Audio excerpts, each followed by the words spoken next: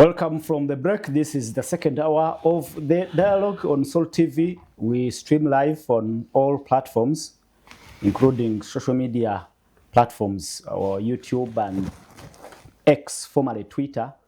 The dialogue at Soul TV Uganda, but also we expect your comments and observations on the topic at hand, looking at Parliament, the scrutiny surrounding relating to the cash bonanzas, and the members, especially on the NRM side, still insist they did not receive money.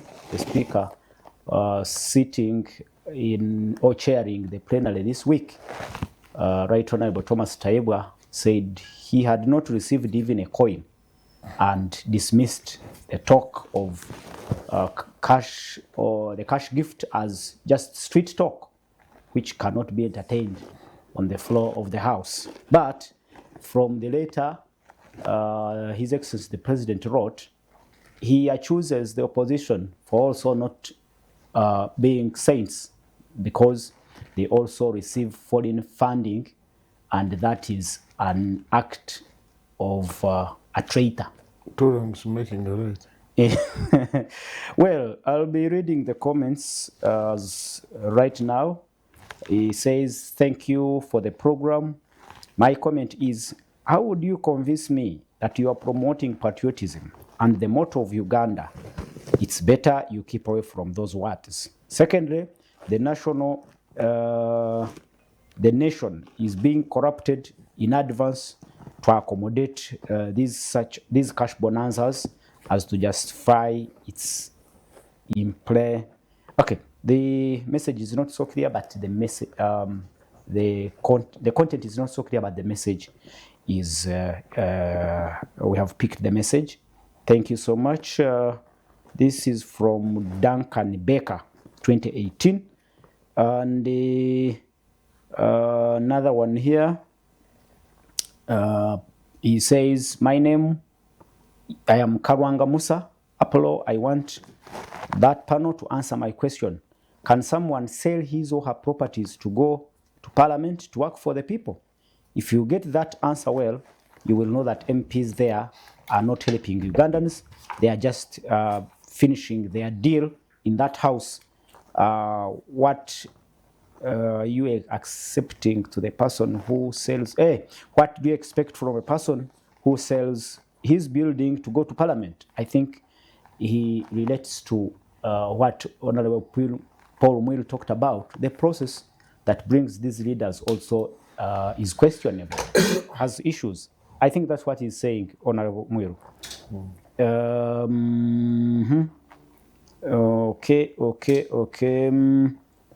Another message here, and he says, Parliament, Banapolo, and the panelists, thank you for the great show. The continued detention of Dr. BSJ, even after his legal team fulfilling all bail conditions, just points to the fact that the judiciary in Uganda is not independent. The president has deliberately killed all government institutions just to consolidate his stay in power. Cleophas Masaba is in Imbale. Parliament became a caste institution the moment NRM MPs accepted the 5 million bribe at Musa courts to lift the presidential term limit in 2005. This set a bad precedent, which subsequent MPs are religiously following. They have developed a mentality of nothing for nothing and something for something, which has destroyed the image of the institution of Parliament and the country at large. As a country, our leaders need to have a mindset change. They should understand that leadership is all about service to the public, not looting what is supposed to be under their care. Cleophas, thank you so much for that message, and thank you for watching. I think it is prayers that can overcome illegalism in Uganda. I am Isaac from Kumi. Thank you so much, our viewers in Kumi and northern Uganda at large. I will be reading those messages as they come in. please send your messages via WhatsApp and SMS. Tell us what you think about the transactional politics in this country. Now that Parliament, before doing any business, looks like they need the first demand for, I don't want to call it, anyway, it's a bribe anyway, because they have their privileges set out, but again, they ask for money. Because we hear this was, there were negotiations. There have been negotiations going on for the money, for this money, and here the money comes. Dr. Gerard Were-Wanzala, looking at the members of the NRM, from the Speaker to the Government Chief Whip and others who stood on the floor and on all other platforms and denied publicly and outrightly that they did not receive anything. And here comes a letter from the President not admitting but also not denying that he gave them the money. So what are we left with? What can we say? I mentioned here last time that as a country we are suffering from a moral crisis. It is very hard to believe anyone, but we have also institutionalized corruption, because why should all the top people in the government have budgets for donations instead of having budgets for services, service delivery? You know, when we used to, some few years, you couldn't find the Prime Minister Wakana Rugunda in the villages with the envelopes, dancing with marwa drinkers and with envelopes from government. How do you account for that kind of money? Today, all different big officials are giving envelopes in the villages. Why should a Chief Justice, who is supposed to be the fountain of justice, no matter where the person who appears before the judiciary comes from, be busy in the villages of actually donating money from government? You see, this is the behavior we need to change.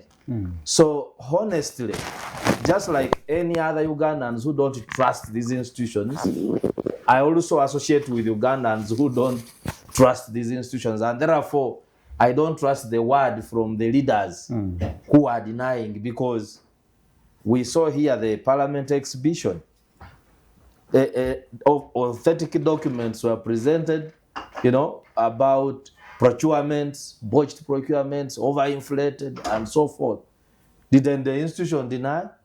But then those things happen? They did happen. So we had the issue of the 500 million. Are you saying they no longer care what happened? Yeah, they no longer care. You see, Richard one time here said that if a person goes to steal with a baby on the back, what do you expect the baby to do when that baby grows? The baby will learn from the father that actually the source of the livelihood is from stealing. Today, this indiscipline now is reflected in the society at the lower level. Today, a local government person in charge of a bridge, a local bridge, can tell you that I bought iron bars to construct a bridge and they were eaten by termites. And you will stand there and say it, regardless of whether termites eat. You know, that's how shameless we have. The value system from the top to down has collapsed.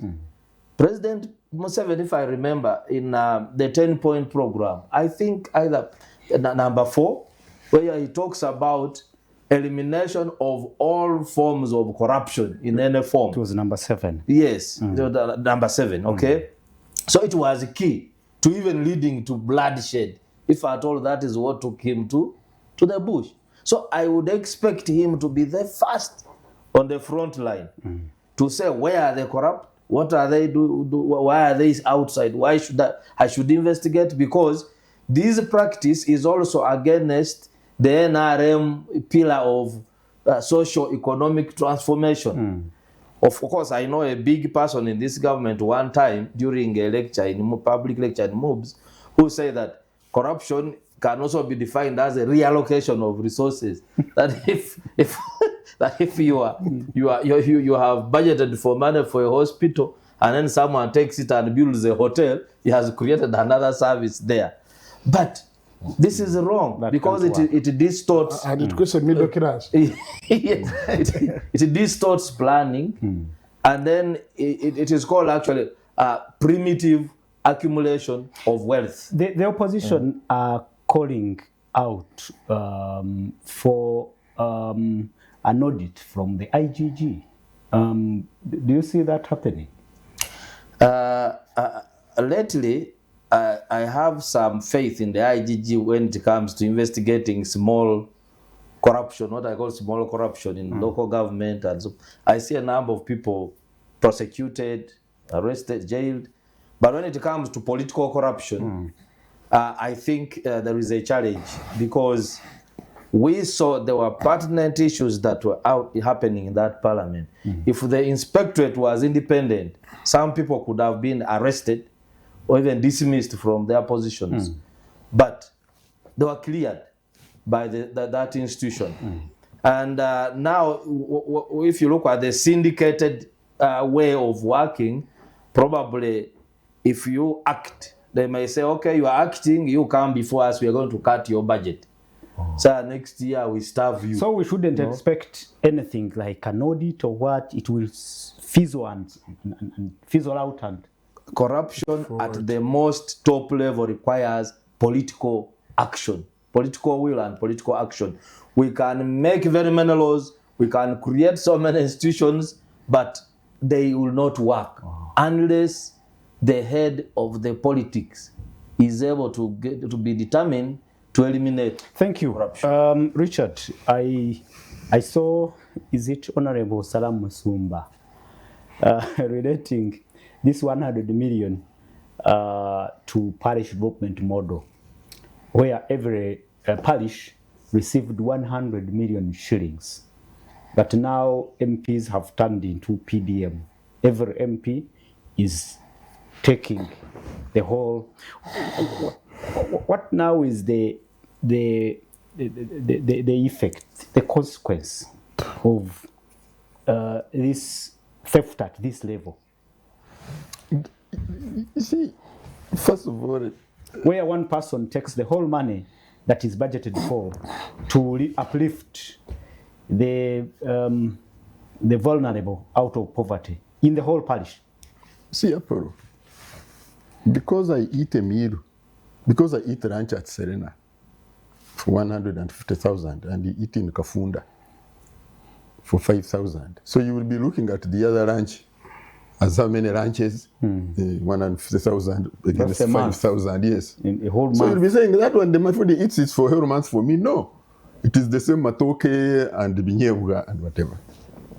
See, we talked about the parish money, I think, the other day here.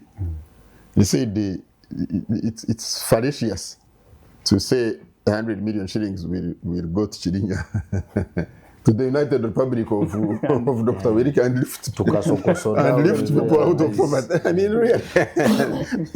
So because 100 million does not buy the car that Honorable Muiru is driving. Yeah. It doesn't. So let's not. So to them, those are peanuts. That's peanuts. Generally, it is not money that will do. So it's not the amount really that matters. Yeah, it is the principle. Yeah, the amount, like I said, you see, we started at 5 million.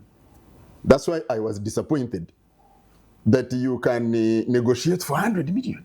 For such an important budget and amount, then also don't negotiate for 100 million. So why?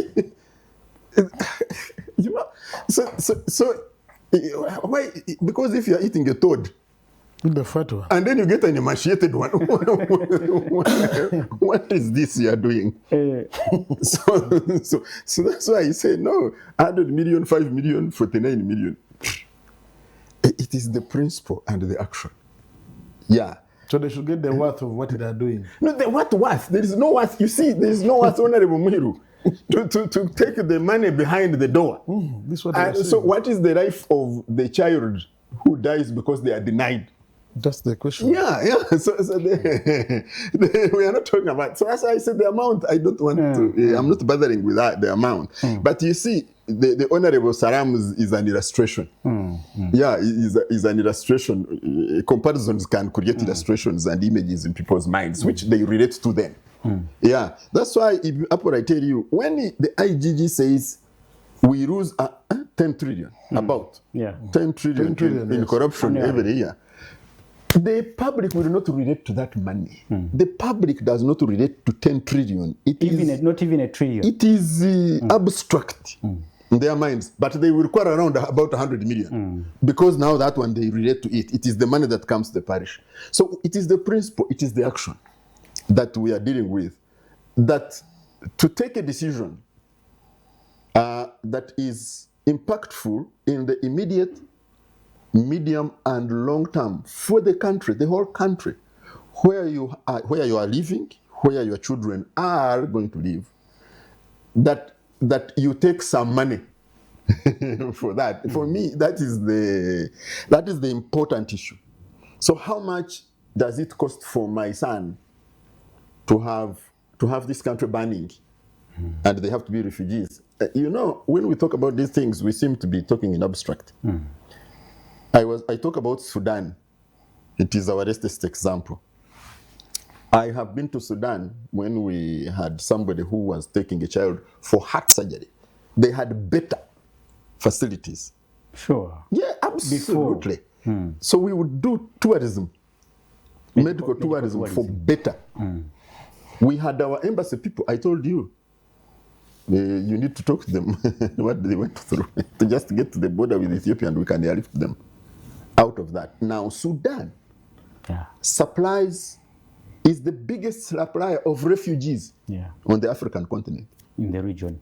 On the African continent, Sudan is the largest supplier of refugees. Just because of bad policy. How long ago? It's just...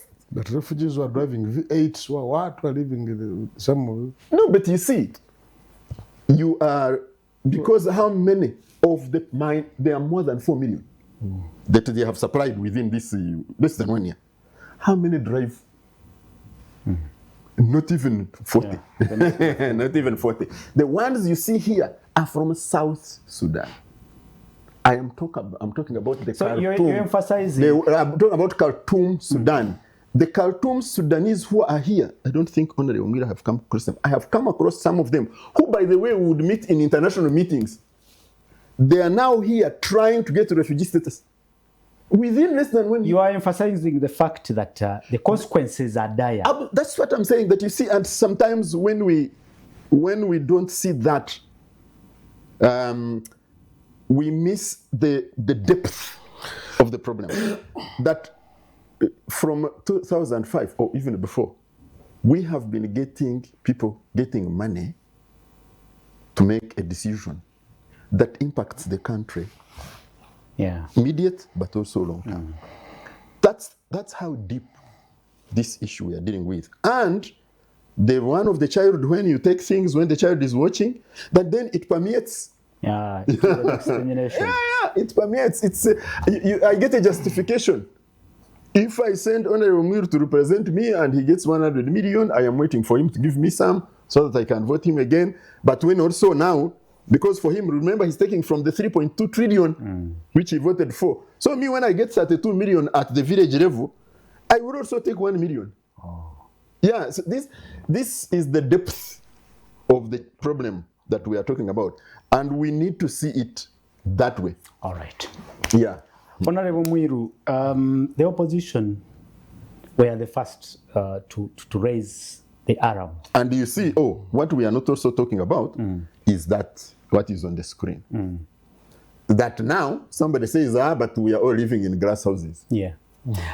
Don't throw stones. Actually, you can have 1 minute to interpret but you see the president's response. But no, I tell you, he tells the opposition that you are also corrupt. Yeah, but I keep telling you that the president is a very clever and creative communicator.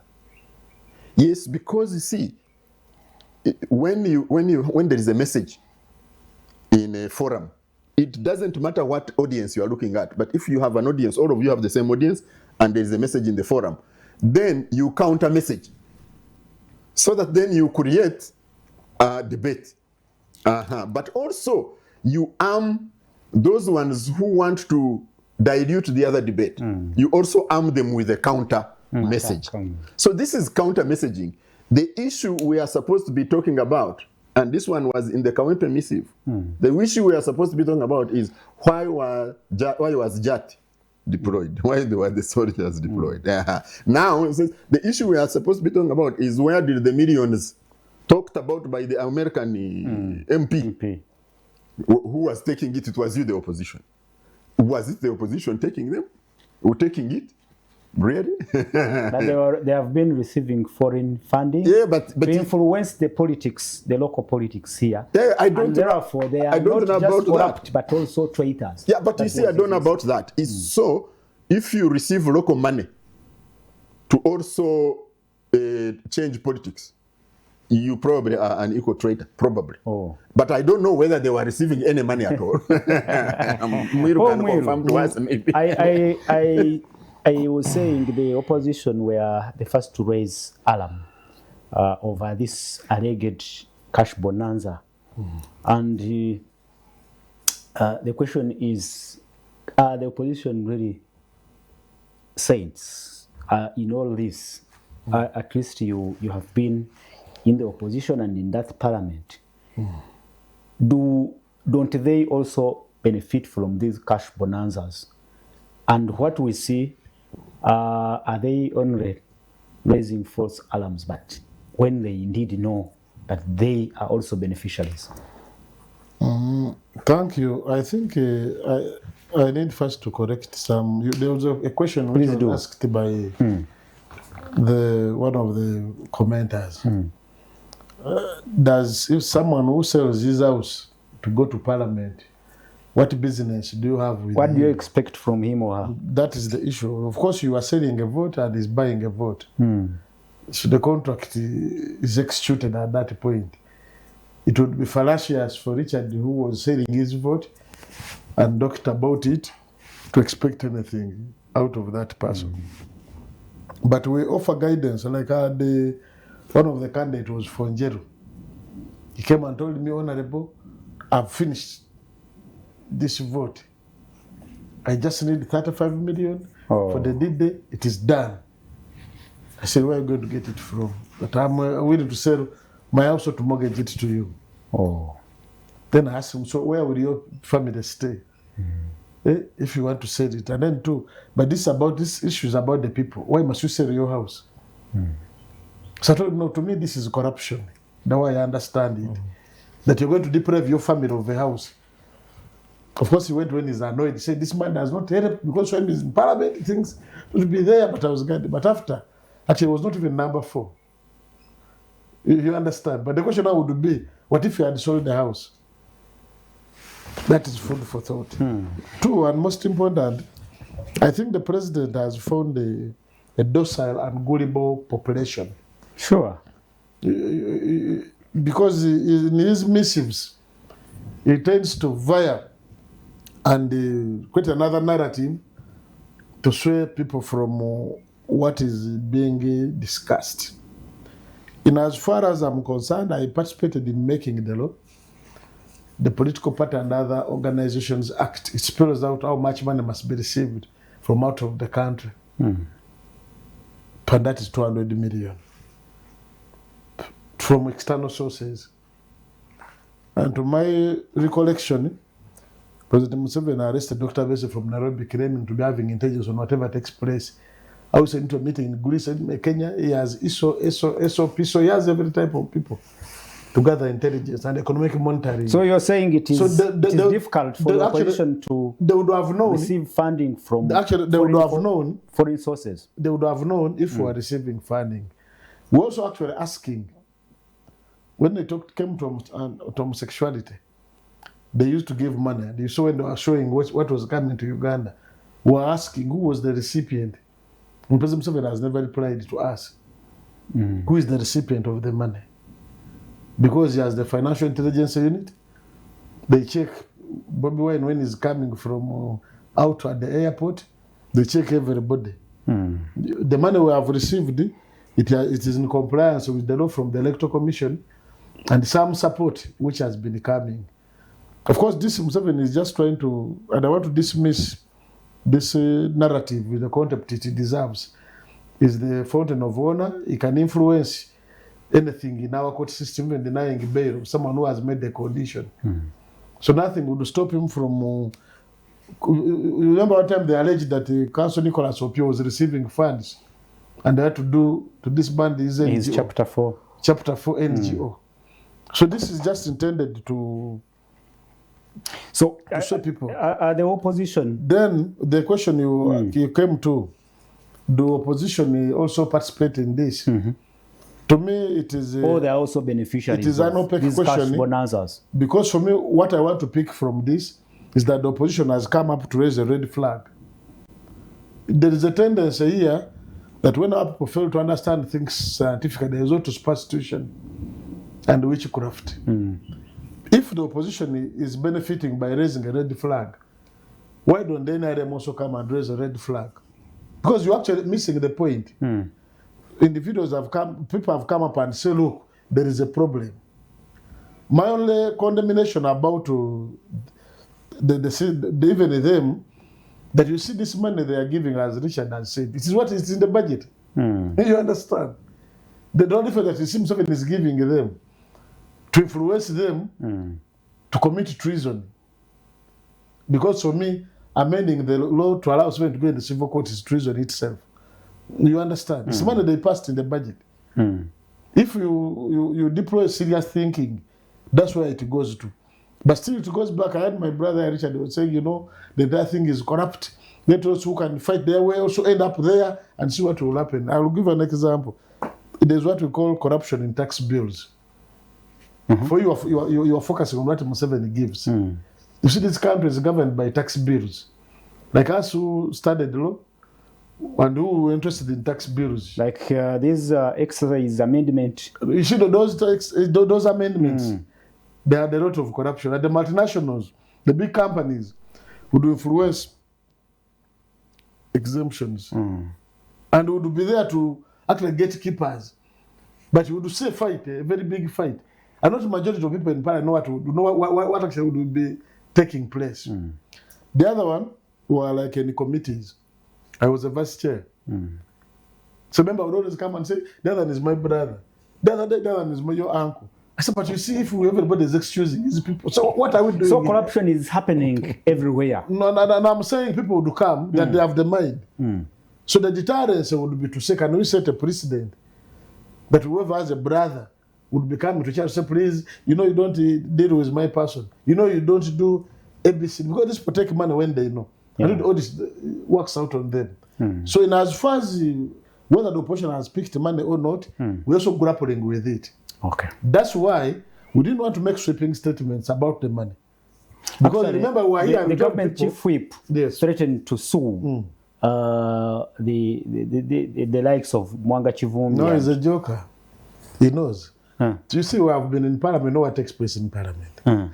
You understand? He wants to. And you see, for me, like you see, that posturing, you receive money, then today you are money on Easter carols. You are seated in the front. It doesn't add up to me.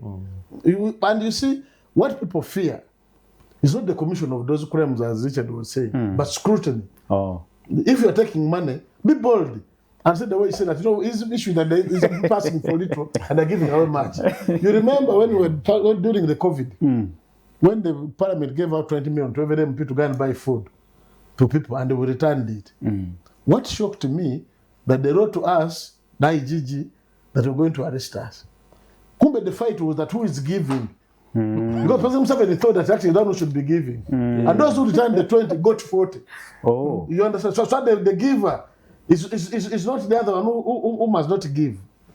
So to me, the problem, you can concentrate on the symptom. Okay. In as long as the money is passed, we will conclude. As long as the money is passed in the budget, you understand? As given to Museveni for giving, you understand? That he got it alone gives him the right to give whoever he wants. All right. Thank you so You much, understand? Honorable Paul Mwiru and Richard Baguma. Baguma is a veteran journalist, but also a political commentator. Very passionate about issues of nutrition, road safety, and other issues. And not alcoholing yourselves. Okay, we'll read some of the messages that have come in. And Cheinese Nyonjo is the RDC Naberatuku.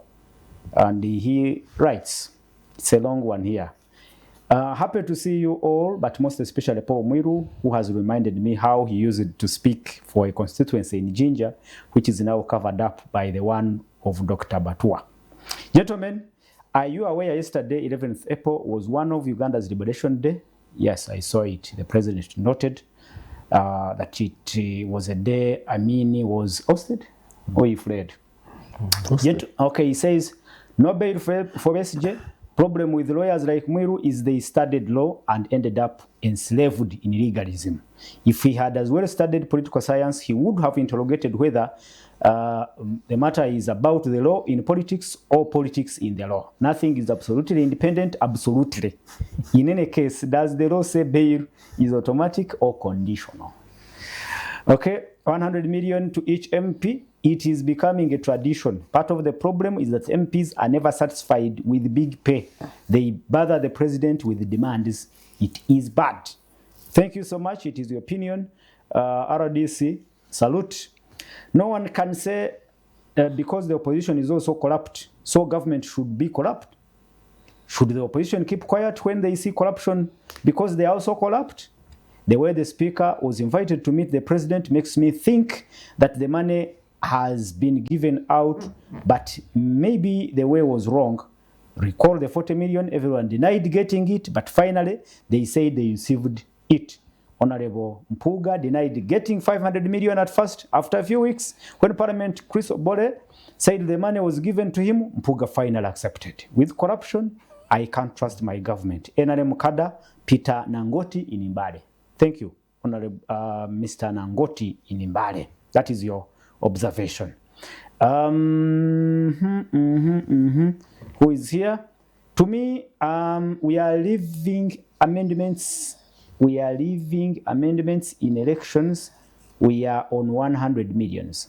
I think he's talking. He's saying The reforms. What are we have reforms? abandoned the discussion You can discuss it. on amendments, electoral amendments. We are on 100 millions. This indicates that Ugandans do not know what is needed at what time. This is time to request for amendments than millions. Chivunike Samuel in Impiji. Thank you. It is your opinion. And the amendments, I don't know if we have abandoned that discussion. Anyway, Honorable Mao, That means haven't come. Also, they haven't come. he's actually also referring to the parliament, Yeah. Oh, that Parliament has not given attention to the reform. to the amendments and reforms. I will conclude with a few comments when we have finished making our concluding remarks. Let me hear from you, Doctor. How best can we tackle this bull, this monster that is before us? Yeah, the monster. Is there an opportunity to redeem the image of Parliament? Apollo, I will not handle Parliament in isolation.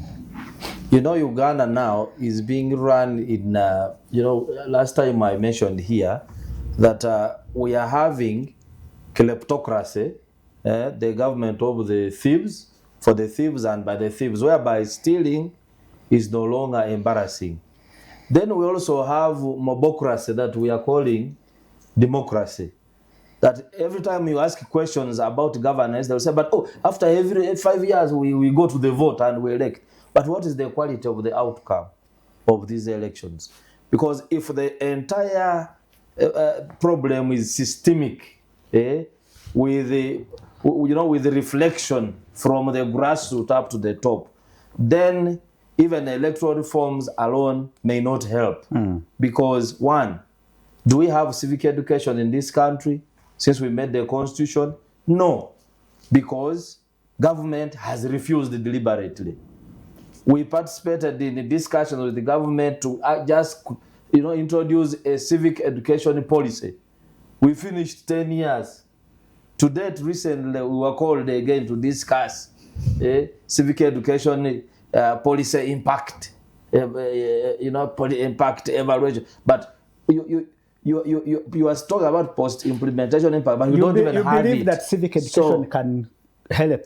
If you have deliberate civic education, the voters will have knowledge on who to vote. They will understand the roles and responsibilities of various political leaders. They will not ask for money in order to vote a candidate. They will vote, probably they will look at the advertisement, but they will be able to make their own independent choices.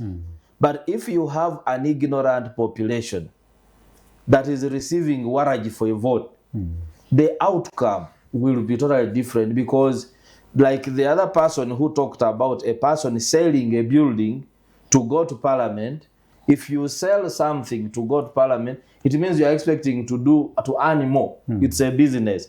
And therefore, when they bring the tax amendments, you'll pick money from breweries. You'll pick money from tobacco companies. When they are bringing, they want to stop importation, or they want to empower Uganda National Oil Company, you'll go and receive money from Kenya to come and fail the bill in parliament. Because you are replenishing your pockets.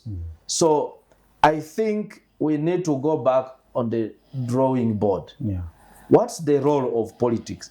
Politics is the science and art of management of society. It is not the art of looting from the taxpayer. This is what we are doing right now. I think we have changed its meaning. Your final comment. So President Museveni has talked about ideological bankruptcy in Africa. That one of the biggest problems of this continent is people are ideologically bankrupt. Now, being ideologically bankrupt, it means you don't have any value system that governs your planning, your transformation. But now I want to ask, can NRM go back to those principles?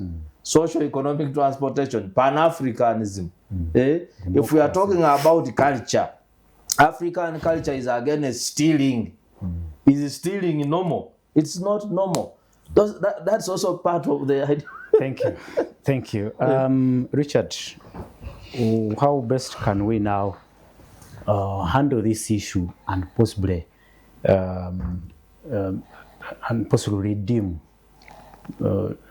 redeem the titles of honorables and other leaders at all levels? No, there are certain things that are futile. There are times when you are making attempts that are futile. I think the term of parliament is going, but the other time I was here with another member of parliament, and then I said the definitions of parliament I have found in the dictionary, a collection of this and a collection of those, and said, no, you are being something. I said, no, I just found the definitions. I'm not saying that that's what they are. You see, the current CDF was asked to appear before Parliament. And he said those, and he wrote it in capital letters. Buffoons. Buffoons was the Monta headline with the Monday Fajir, but this when he said the clowns. Clowns. But you see, we have to deal with the symptoms because we can't ignore them. But I think we need to deal with the root cause. And once we remain with a culture of buying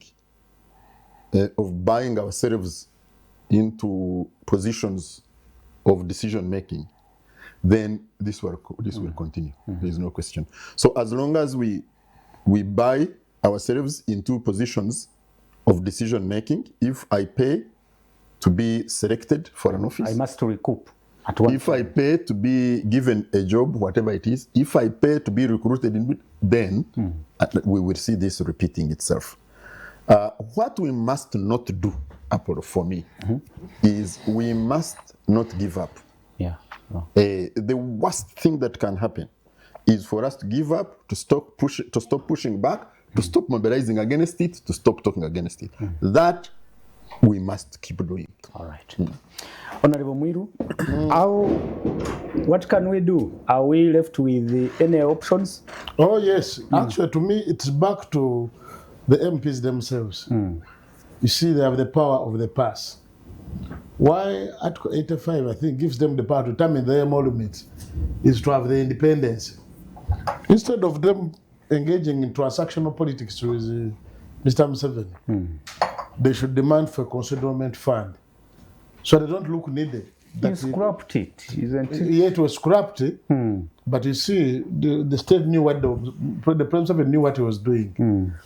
Because the issue was they were supposed to add money in the consignment fund. So that the things which are directed to MPs, which are outside this role as a member of parliament, actually are handled using that fund. If you go to Zambia, an MP has an office in the constituency manned by parliament. You don't go to an MP to say you want anything. Anything to do with parliament, they have a staff there. I think even Kenya. The staff will listen. Kenyan MPs No, the also Zambian have is the the constituency. They listen fund. to you, your issue. If so, then they draft a motion for the MP. Hey. So they haven't created the MPs stay at parliament, where they don't allow public to come and visit them. You wait for them in the constituency. If you have issue to do with the constituency, you go to the office. That has insulated members of parliament in being transaction, that they look for the chief transactional person. To whenever they need the money, they go, we need some money. Because so now he has mastered the art of transactional politics. That it carries all the money which should be the consignment fund, and he carries it with him. So it's like an operator of the CDA. You understand? So we need to, if we want to insulate MP, though it also has an issue that requires also, like I've seen the Kenyan experience, the MPs put out of money consignment fund, that actually like they have control over it. But we'll be developing the money and the power to other people to be patient to attend to something. Because if we don't, now some MPs are going to, someone is going to buy an ambulance. I was talking to another MP. They had bought an ambulance. Once they got down, they say, now I'm covered, I'm going to buy an ambulance. You understand? Now they're going to label it Richard ambulance. You understand? Now the debate will be, is getting this money, criminal money, immoral money from President Museveni, and buy an ambulance. Now they're actually going to change the narrative. You understand that? Whom do you prefer? This one who just talks, or the one who gets money from Museveni and buys first an ambulance? You understand? So it's going to be now a catch-22 situation. Right. But so it is up to us to keep on pushing that our MPs can do the correct thing. They have the pass. They can tell the president, we're not giving you classified, we're not giving you all this budget money, we also want money, the CDF. And it will happen. The amendment, it was confirmed, I think, yesterday. The amendment bill is already in parliament. The UPDF amendment bill is already in parliament. What's my take? Can we regard this as a coincidence? Actually, for me, like all these things Museveni is doing, to me, I have no problem with them because we have told him this one does them using money. If there is change of guard here, you understand? If Museveni will be paving a way for him to go and be arrested the same way. You understand? Because there are things, I was in Zambia. Then we asked the president, the people who were in opposition who won the power. They refused to change the laws which had been enacted by the previous government. So we asked the president, why don't you change the law? You were in opposition. He said, no, I'm waiting for the last year. Because I can also lose. Since the laws were made by them, I'm using them in the form they made them. So in the one last year, that's when he changed the laws. So that the law does not catch up with them. In case he loses the election. So similarly, all these mischievous things they're engaging in, you understand? They will also, because it will be difficult to arrest someone who hasn't committed an offense. Okay. We want also to eliminate that. Some messages. But now that the law is there, you say you find Richard with a gun, and he goes to court martial, and you keep him there for some time until you rehabilitate him. But I think we should start voting a person according to his or her background. A poor person from a poor family can sell the whole Uganda because of his or himself, his self problems. and leave other people. All MPs are now selfish. I always say MPs, okay, there are problems passing. Okay, Karwanga Musa, I got the message. Thank you so much. Chenese Nyonjo, Dr. Wedhe should not ignore the evil of monetized politics as he calls for civic education. Baguma is right.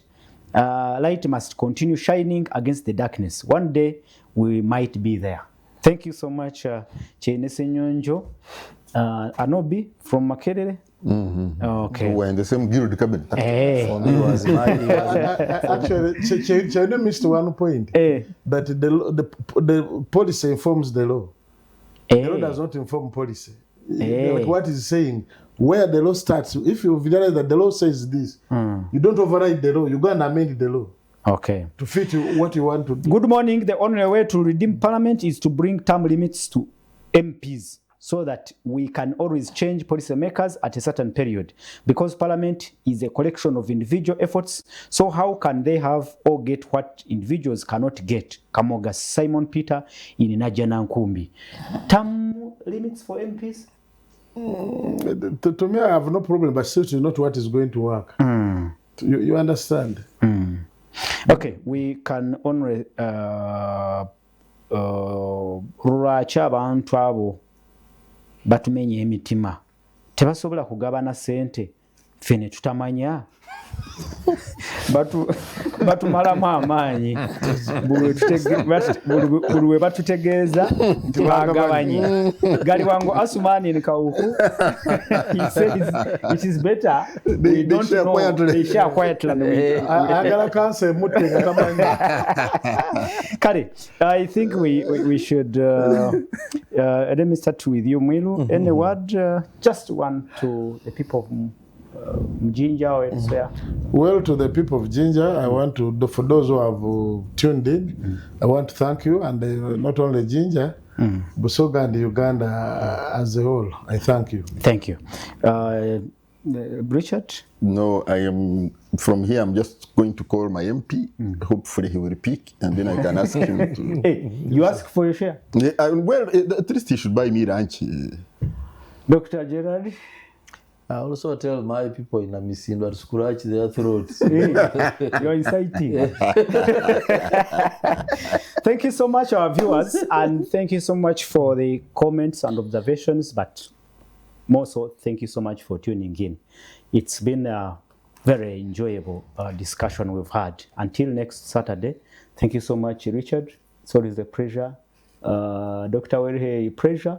And to Mwilu, thank you so much, your maiden show here. Thank you so much for honoring our invitation. And we hope to have you again here. To the production team, thank you so much. Until next Saturday, good afternoon and God bless you. God bless Uganda.